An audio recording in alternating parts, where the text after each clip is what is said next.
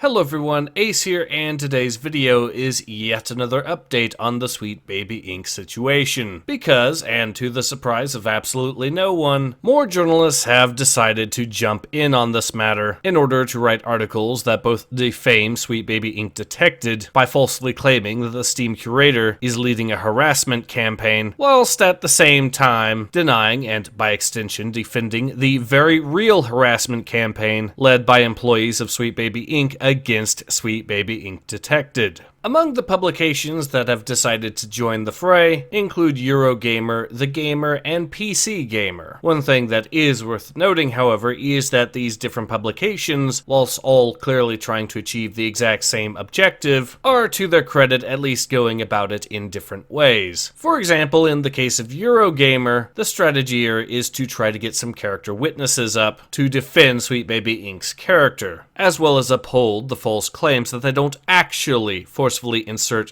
their politics into media against the consent of fandoms at large. The exact article in question was written by one Liv Nagan, and simply titled, Spider-Man, Alan Wake, Ridiculous Fishing Devs Speak Up in Support of Consultancy Studio Sweet Baby Inc., after online group claims firm pushing agenda into games it worked on. This article is fairly short and thankfully doesn't need to be focused on too much, though it does of course still provide a pretty poor summary of the entire situation, which of course naturally ignores the fact that Sweet Baby Inc. employees such as Chris Kindred decided to start a harassment campaign in the form of telling supporters to mass flag the Steam Curator page Sweet Baby Inc. Detected, as well as the private Steam account of the person running that page, or how this particular harassment campaign led by Sweet Baby Inc. employees against Sweet Baby Inc. Detected is ultimately what caused the Streisand effect to kick in full swing and make Sweet Baby Inc. Detected as popular a Steam Curator as it is. Instead, as I've mentioned, the bulk of this article is to try to defend Sweet Baby Inc. by bringing up hot takes from people on Twitter who just so happen to be fellow far leftists and are very clearly trying to twist the truth to defend Sweet Baby Inc. One thing that is rather amusing, however, is the apparent slim pickings that Eurogamer has to work with, as one of the sources utilized is none other than Rami Ismail himself, an individual with a, shall we say, checkered past even amongst his fellow far leftists, to the tune that he once very nearly got himself cancelled and thus his entire career ruined by his fellow far leftists because he decided to virtue signal over the release of 6 Days in Fallujah by claiming that he had it worse than black people, because he argued that Muslims are more systemically oppressed in the West than black people, and also because oppression Olympics are very much a thing within the far left. Basically, this whole situation is yet another example of the inherent bigotry found within the far left. But it was, at the very least, quite amusing to watch this virtue-signaling charlatan get a healthy dose of karma for once, all over his incessant use of human bodies as a soapbox. Rami Ismail is the kind of person that is most upset about the Iraq War, specifically because it didn't kill enough people, because the more dead children you have, the bigger the soapbox for Rami Ismail. And that's all that matters to a person like him. And the only reason his fellow socialists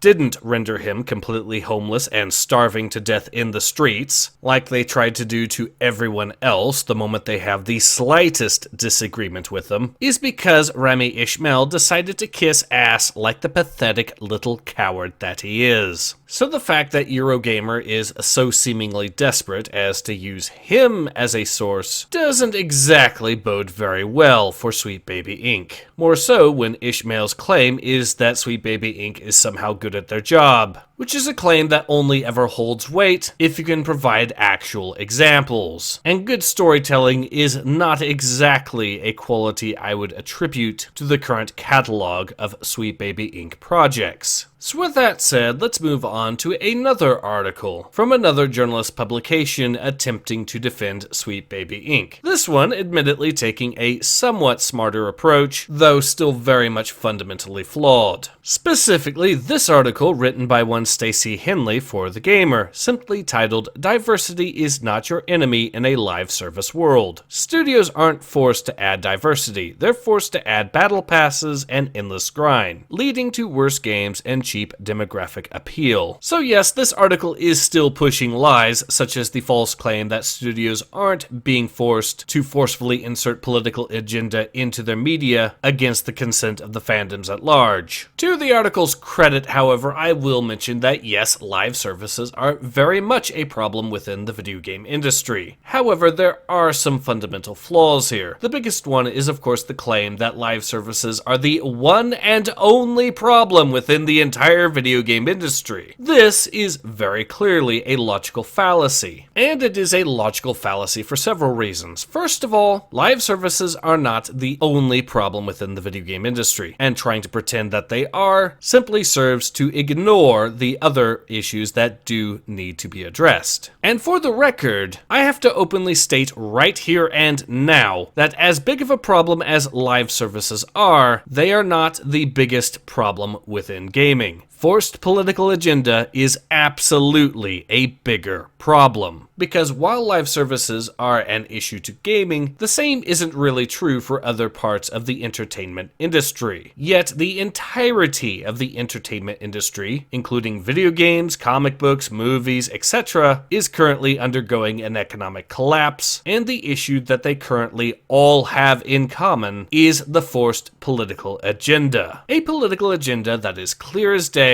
and almost impossible to escape from in modern media. People are sick and tired of it. They've been sick and tired of it for years now. And the end result is that many of these major publishers are seeing mass layoffs as a direct result, because these forced politics are an economic black hole, to the tune that even companies like Disney are struggling to financially support it. So having addressed the article from The Gamer, let's move on to the third and final article I'll be discussing today, specifically this one written by Harvey Randell for the PC Gamer, and simply titled, "A company called Sweet Baby Inc. has become the target of anti-woke gamers because it offers consultancy work, an industry standard service that's been normal for years. Consultants, not tyrants." Right off the bat, the title to this article starts off with a logical fallacy, specifically an appeal to tradition. Because it's been done for years, therefore it's automatically okay, while of course conveniently leaving out the fact that wokeness has been a problem for years now as well. However, that's not the main reason why I'm talking about this article. The main reason why I'm talking about this article, and why I would argue it's the worst of the whole bunch, comes a few paragraphs into the article. As Mr. Randell states, quote, "The situation grew in scale as some Sweet Baby Inc. employees, frustrated at the idea of a curated list specifically made to avoid games they had worked on, acknowledged the group on social media. While the tweet has been removed, one employee also discovered and shared the group curator's Twitter account. Regardless of your opinion on that, it should be noted that Steam's guidelines for this sort of thing prohibit insult, harassment, and discrimination. The creators and members of these groups are responsible for ensuring that they adhere to all of the guidelines outlined above. It can be argued that the anti-Sweet Baby group is violating said guidelines." Of course, what PC Gamer means when they say that it can be argued is that PC Gamer will make this accusation with absolutely zero evidence whatsoever. No, seriously, the article provides zero evidence of any harassment at all conducted by any members of Sweet Baby Inc. detected. By contrast, as I've pointed out numerous times, both in this video and in previous videos, the only example so far of any harassment taking place in this entire situation has been harassment done by the employees of Sweet Baby Inc. and the supporters of Sweet Baby Inc. In fact, ironically enough, the blatantly false accusation made by PC Gamer towards Sweet Baby Inc. detected is itself very much in violation of Steam's guidelines, which PC Gamer sourced. Yes, you heard that correctly. This article from PC Gamer is not just defending the harassment conducted by the employees of Sweet Baby Inc. It's actively participating in it by making a false accusation against Sweet Baby Inc. detected, with the low-key suggestion that readers should engage in this said harassment campaign as well by false reporting Sweet Baby Inc. detected. On that note, it is worth noting that PC PC Gamer has its own Steam Curator page. And while I'm not going to suggest that you personally should report that page over the fact that PC Gamer made false accusations and therefore violated Steam's own guidelines, I am, however, going to mention that I did in fact report the PC Gamer page myself. Another thing I will quickly mention is the fact that Lord Gaben has once again blessed us with his presence by blessing us with this little note that Sweet Baby Inc. Detected is not going to be taken down in response to the harassment campaign that it faces. Needless to say, this is a massive victory against the far leftists who have tried and failed spectacularly to silence Sweet Baby Inc. Detected. Instead, this Curator page has become much more popular than could have ever been dreamed before. Now, this is normally the part where I would state that links would be left in the description below to archives of the articles that I have used, but unfortunately, YouTube has decided to declare war on archival websites, and thus I will not be leaving links to them because I like having a YouTube channel. Additionally, I'm of course not going to be giving any of these game journalists free money, and so I will not be leaving links at all. That said, I will of course continue to keep my ear to the ground and keep you all informed should any more news come. But in any case, this has been Ace. Hope to see you guys again soon. Take care. Ace out.